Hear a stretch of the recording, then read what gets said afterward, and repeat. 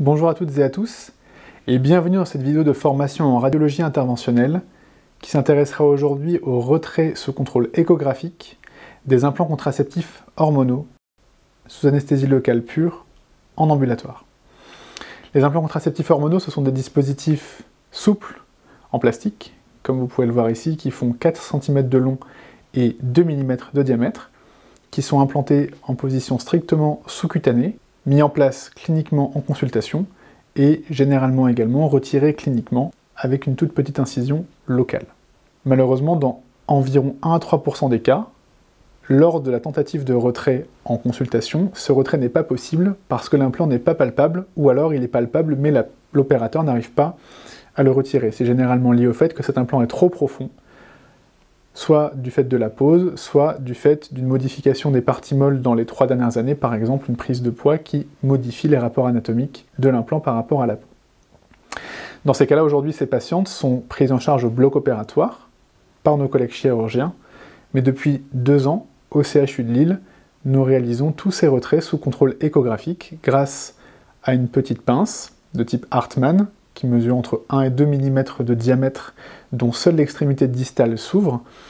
Et sous contrôle échographique, on peut donc contrôler à la fois cette zone anatomique, en repérant l'implant et notamment sa position par rapport aux nerfs environnants, car c'est une zone riche en structures nerveuses, mais également en structures vasculaires.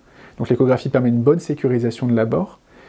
Et dans le même temps, grâce à une anesthésie locale, puis à une hydrodissection des parties molles, on peut venir insérer cette petite pince à travers uniquement une incision de 2 à 3 mm correspondant à la pointe d'un bistouri, et sous contrôle échographique, retirer cet implant. Depuis 2 ans, nous n'avons plus recours au CHU de Lille à des prises en charge chirurgicales pour ces patientes, pour lesquelles l'indication est en fait pas si rare que ça. Il est probable que, dans votre exercice, vous rencontrerez des patientes avec ce besoin de prise en charge. Nous allons donc vous expliquer les différentes techniques et subtilités, et nous espérons que cette vidéo pédagogique vous sera utile. Je reste à disposition pour toutes vos questions, et je vous souhaite un bon visionnage. Cette technique s'adresse aux implants contraceptifs profonds, c'est-à-dire ceux qui ne sont pas strictement sous-cutanés, ces derniers pouvant être naturellement retirés cliniquement en consultation.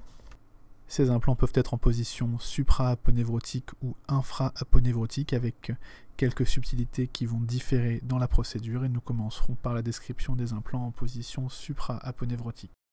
Les implants contraceptifs hormonaux sont habituellement positionnés à la face médiale du bras non dominant, ce qui nécessitera de positionner la patiente avec un bras à 90 degrés d'abduction et une rotation latérale pour pouvoir exposer la zone d'intervention.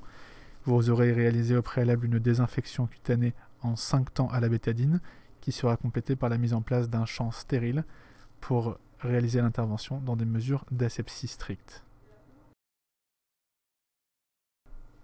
Vous réaliserez ensuite un dernier temps de désinfection cutanée à la bétadine, qui sera ensuite suivi de la mise en place au niveau du site d'intervention de gel d'échographie stérile.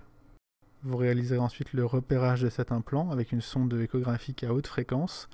L'implant mesure 4 cm de long et 2 mm de large. Il faudra le balayer en petit axe sur toute sa longueur pour s'assurer de sa position et de son intégrité.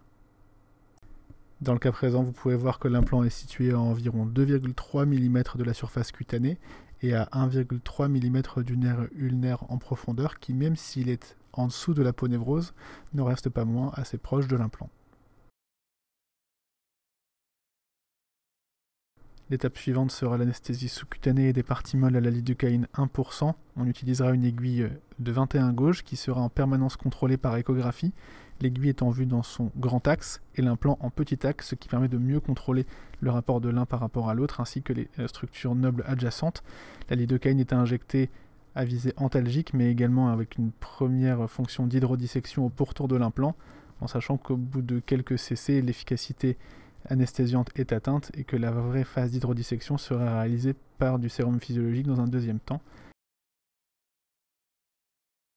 En laissant l'aiguille en place, il va ensuite être possible de visser une nouvelle seringue, cette fois-ci de sérum physiologique, avec comme objectif de réaliser une hydrodissection, le principe étant de venir séparer l'implant de l'ensemble des structures qui vont l'entourer, pour ensuite permettre à la fois une meilleure progression de la pince et une extraction plus facile d'un implant qui sera de ce fait moins retenu par son environnement lors de l'extraction.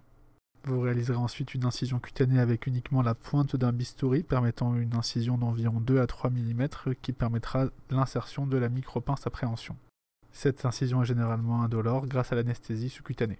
La micropince est ensuite insérée à travers la zone d'incision et elle est légèrement pointue, ce qui permet qu'elle progresse facilement dans les parties molles sous-cutanées grâce à l'hydrodissection. Elle arrive assez rapidement au contact de l'implant dans le cadre des implants supra-aponevrotiques, et une fois qu'elle est bien de contact de ce dernier en petit axe et qu'il n'y a pas de structure à proximité, vous allez pouvoir ouvrir la pince et venir attraper l'implant et le retirer progressivement avec une traction douce jusqu'à la surface cutanée, où vous pourrez ensuite vérifier son intégrité, en sachant qu'un implant normal est censé faire 4 cm de long, 2 mm de large et d'être monobloc. L'implant étant en plastique souple, il s'extrait généralement sans agrandir l'ouverture, avec une incision dont la taille finale est mesurée entre 2 et 3 mm. Le deuxième cas de figure est celui des implants en position sous-aponevrotique, c'est-à-dire qu'ils sont situés en partie ou intégralement sous l'aponevrose, ce qui augmente donc le risque qu'ils soient à proximité directe d'une structure vasculaire ou d'une structure nerveuse. Dans le cas présent, vous pouvez remarquer que l'implant est situé en plein corps musculaire, en position sous-aponevrotique, ce qui ne présentera donc pas de risque supplémentaire par rapport à des structures vasculaires ou nerveuses adjacentes, mais nécessitera quand même de franchir l'aponevrose pour attraper l'implant. En termes de positionnement, vous retrouvez une patiente positionnée en décubitus dorsal avec un bras en abduction à 90 degrés et en rotation latérale, exactement comme pour le cas précédent, avec une désinfection cutanée à la bétadine en 5 temps afin de garantir une asepsie stricte. Une fois la bétadine sèche, vous pourrez ensuite positionner le champ stérile au niveau du site d'intervention. Le champ stérile n'est pas forcément obligatoire, mais c'est vrai que pour les procédures sous-aponevrotiques, qui sont parfois un peu plus compliquées, ça permet de limiter le risque de faute d'asepsie. Pour l'anesthésie sous-cutanée, vous utiliserez le même matériel que précédemment, avec une sonde de club de golf, le protège-sonde et le gel d'échographie stérile. L'aiguille que l'on utilise est une aiguille verte de 21 gauge, de type intramusculaire, mais exactement comme pour le geste précédent. L'anesthésie à la lidocaïne 1% sera réalisée sous contrôle échographique, avec tout d'abord une anesthésie des parties molles. Et la particularité ici est qu'il faudra que votre aiguille franchisse l'aponevrose pour venir ensuite faire l'anesthésie de l'aponevrose et des tissus sous-aponevrotiques. Alors ici, du muscle qui entoure l'implant. Vous ferez attention à ne pas toucher les structures adjacentes. Alors ici, il n'y a pas de structure vasculaire ou nerveuse, mais dans d'autres cas, vous pouvez en avoir. Il faut être très prudent sur ce point pour toujours rester à distance des structures vasculaires ou nerveuses. Et le franchissement de l'aponevrose permettra à la fois d'anesthésier sous l'aponevrose, puis avec du NaCl 0,9%, de faire une hydrodissection des parties molles sous l'aponevrose.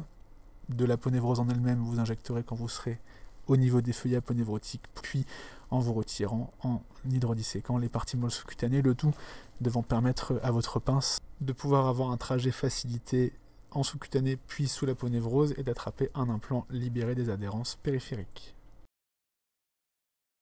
Avant de pouvoir insérer la pince, il faudra, comme précédemment, réaliser une petite incision cutanée avec uniquement la pointe du bistouri, incision qui en général mesure 2 à 3 mm et qui permettra ensuite d'insérer la micropince à préhension.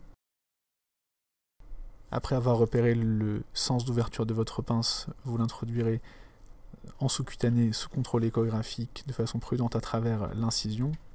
Généralement, la progression sous-cutanée est assez simple, le plus difficile étant le passage de l'aponevrose, qui sera facilité si vous arrivez à reprendre le même trajet que celui qui a eu votre aiguille d'anesthésie locale. Puis ensuite, une fois que vous serez au contact de l'implant, il suffira là aussi d'ouvrir la pince. Vous contrôlez en permanence votre pince en long axe et votre implant en petit axe et vous tirez progressivement. Alors l'aponevrose généralement est une petite résistance supplémentaire, mais en exerçant une traction progressive, l'implant finit par traverser l'aponevrose et vous arrivez à l'extraire de façon complète et monobloc. Pour la fermeture cutanée, nous ne réalisons pas de point de suture, mais uniquement la mise en place d'un strip adhésif qui est suffisant.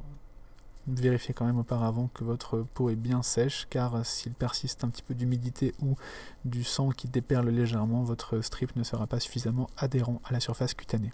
On finira par la mise en place d'un pansement simple par-dessus le strip. Dans certains cas où le geste a été un petit peu plus hémorragique, il est possible de mettre en place un pansement légèrement compressif. Cette vidéo est terminée, nous espérons qu'elle vous aura été utile et qu'elle vous aura permis de comprendre la façon de réaliser cette procédure qui deviendra peut-être à terme la technique de référence d'extraction des implants contraceptifs profonds.